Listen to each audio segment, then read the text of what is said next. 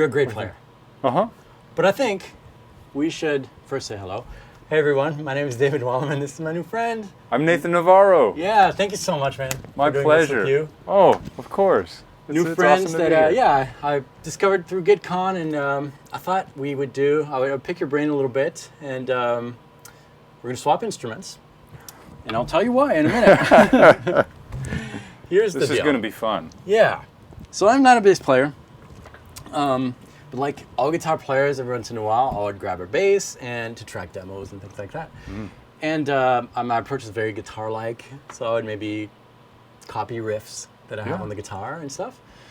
And you told me that you're not really a guitar player either. No. Okay, that's good. So I thought maybe we could give each other maybe a tip or two on how, as a bass player, to approach the guitar. And vice versa, just simple tips so that it sounds maybe a little better, or when you're tracking demos and things like that. That's a great idea. I like that. So maybe we should start with a simple musical idea. Okay. Here's what I would do. Kind of embarrassing to play bass in front of a real bass player, but nobody will. Feelings mutual. I would probably start with some kind of a riff, and to be completely honest, I'd probably use my pick. I'd probably do something like this.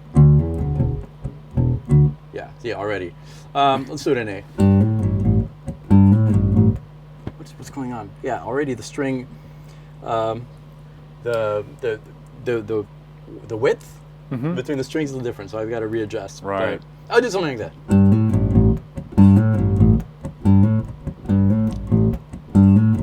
What's wrong with this? What do you fix? You know, right away I feel like when you go to the A string, I hear maybe some other strings rumbling. I do too, yeah. And you can totally play with a pick.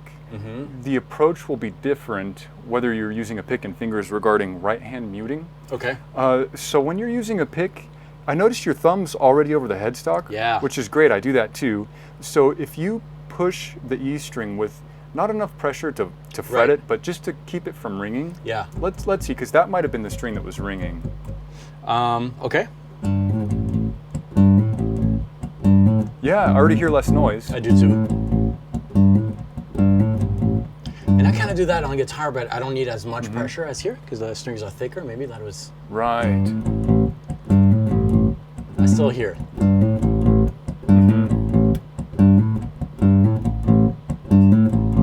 Yeah, and see, if you were doing that with fingerstyle on the right hand, I would recommend just leaving your thumb right on that E string. Okay. And then your thumb could be free, and that might free you up if you're doing jumps or changing positions and things.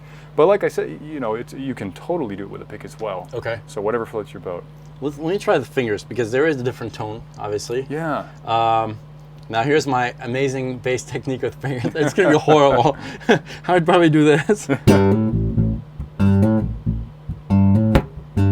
Yeah.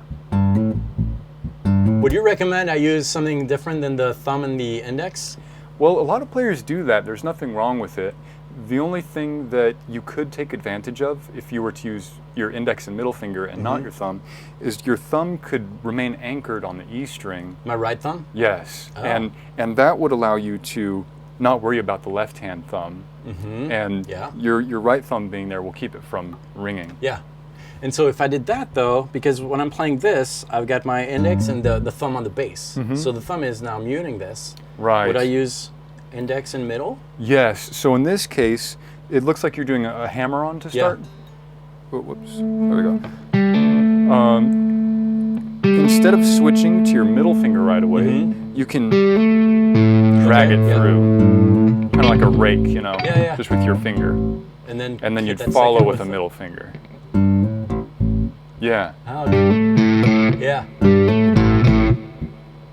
Okay, so if I were to loop that, if I played really slow, I've got this like extra little ghost note that kind of does the turnaround.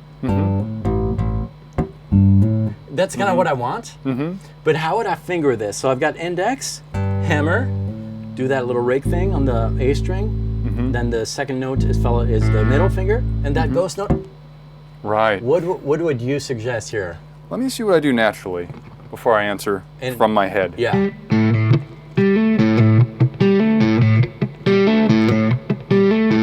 It seems like I'm alternating. Am I alternating? Oh, interesting. So you're doing the ghost note on the D string. Oh, so you're doing it on the A. But no, okay, let me do it on the A. Great idea. It seems like the ghost note I'm playing every time with my index finger. Okay. And, you know, we could think it out differently. That's just kind of how it feels natural to me, right off the cuff. So that means that I've got index, middle. You said the ghost note with the index? Yes. So in this case, when we start it again, it'll start with middle finger for that hammer on. Okay. Yeah, okay.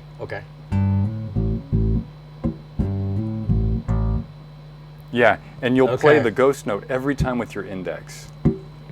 So if we wanted to keep it the same every time, we could just start with our middle finger. Okay. Now, here's an idea that comes to mind. I don't know if it's a good one or not, but what if I started all the time this riff with the index? Totally. Is that works. So I'm doing the ghost note on the G this time. Yeah. So much economy of motion going on. Valid idea? Totally. Okay. Cool. You know, the muted note in the mix probably will not be audibly different between playing it on the A, D, or G string. That makes sense. That's perfectly fine. Cool. So what I'm taking from this when I'm tracking my ideas on bass is maybe think a little bit more about which finger to use so that I might work a little bit on it, but it might that problem is solved and I could just roll with it. So totally. That's great. Thank you. Yeah. I like that tip. No, it's great. And awesome idea for the addition of the ghost note on the G string. It just makes it much more fluid and clearly natural. Okay, I'll work on that. Come on. Okay. That's it. Totally. Okay, I like that. Okay, cool. I'll work on that. That's awesome. Cool. Cool. Well, do you have an idea to start something on the guitar, or are you like a blank canvas? I know a few open chords. That's about it. You were playing some really tasty licks earlier. Thanks. How? or where can I start? I think a lot of players, when they get started, they get caught on, got to learn my chord shapes, my scale shapes, and all that is good because it kind of builds finger memory. It's awesome. But I think what I like to do when I'm recording a demo or something, if I have a groove like that bass thing, lock it down with drums. What I like to do is find a scale that will work, and the scale is kind of always, as you know, always directed by the notes that are already there. You're matching those elements. And in this case, what we have is, like, if I consider that A to be the root, I would have a minor seventh, a root again. So really, I just have two notes in my scale right now to respect. Minor seven, root, and that's all I have. Right. That opens up a lot of possibilities because since the second's not there, you can choose what kind of second you want and so forth.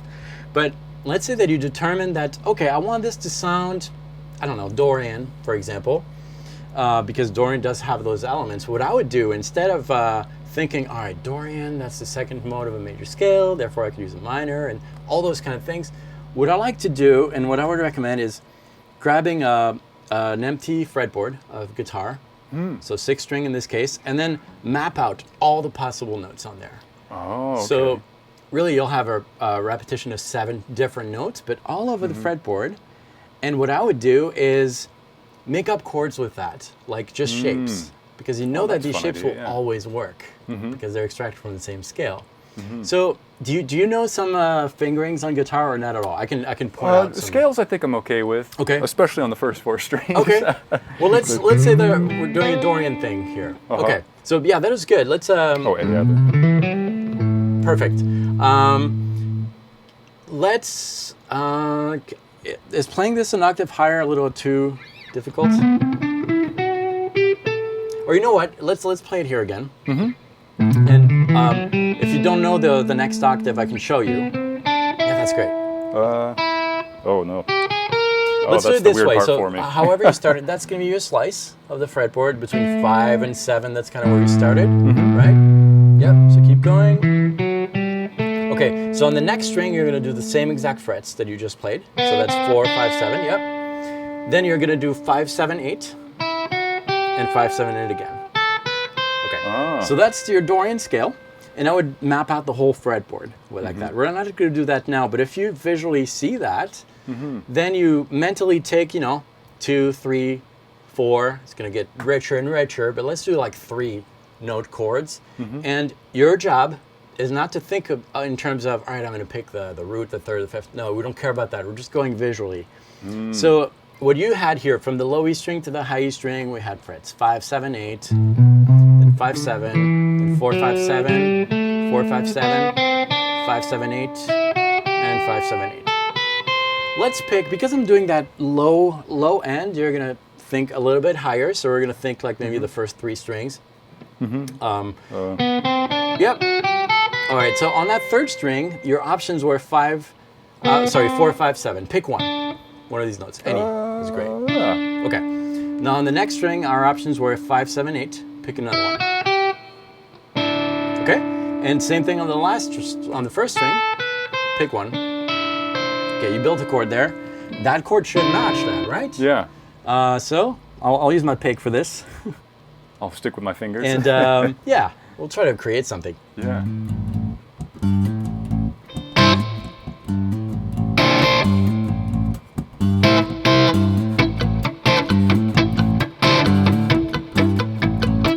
Now let's try to play one note at a time.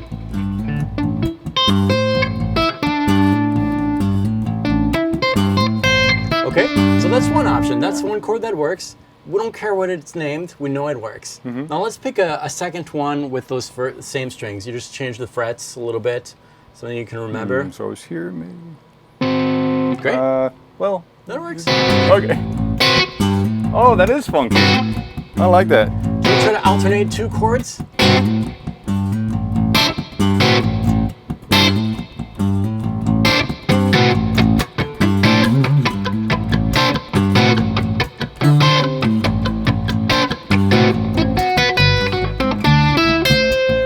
I'm impressed with myself. Yeah. But imagine having the whole fretboard like that, all those possibilities. Yeah. That's kind of how I approach writing backing tracks in a particular key, but I think that opens up a lot of doors, because now instead of seeing like boxes of chords that you need to respect, the whole fretboard opens up, and you can mix things like that with individual notes, and that's your solo, right? Yeah, I like that because it's so, like you mentioned, it's out of the box and it's something that I wouldn't expect to sound good, but once it's in context, it's like, oh, that's cool. Money notes, Yeah, and doing that with, taking the same approach with, you got drums and bass, taking the same approach with pads.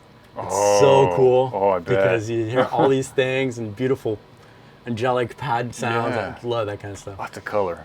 But that's my tip, just kind of seeing it as the whole thing. And Thank you.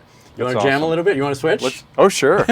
Back to comfort zones, and I'll try to use that that technique that I showed you. Sweet. Here. Want me to play that? Sure, yeah. Yeah.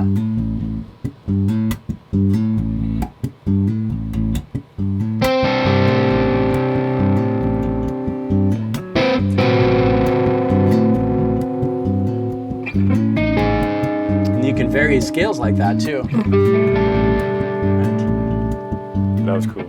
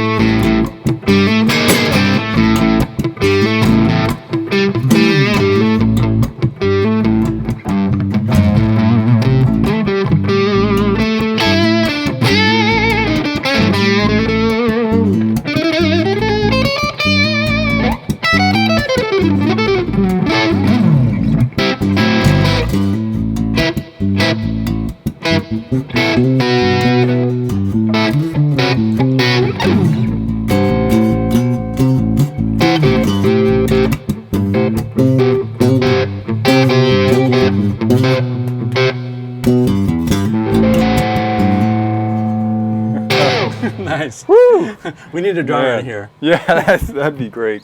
Oh, well, it already is great. Thank you. Even more synergetic. Yeah. Thank you. Yeah, this is fun. I'll remember that planning your moves, that's kind of what I get out of this thing. Yeah. Which makes sense because you want to be consistent as a bass player. So, thank you. That's fun. Thank you. Thank you, David. Everyone, I'm going to leave the link below to Nathan's channel. Got awesome stuff. I'm looking forward to discovering more. Thank you very much. Yeah, please check out my channel. I'd love if you drop by. Yeah. Yeah. Everyone, practice well. See you very soon. Goodbye.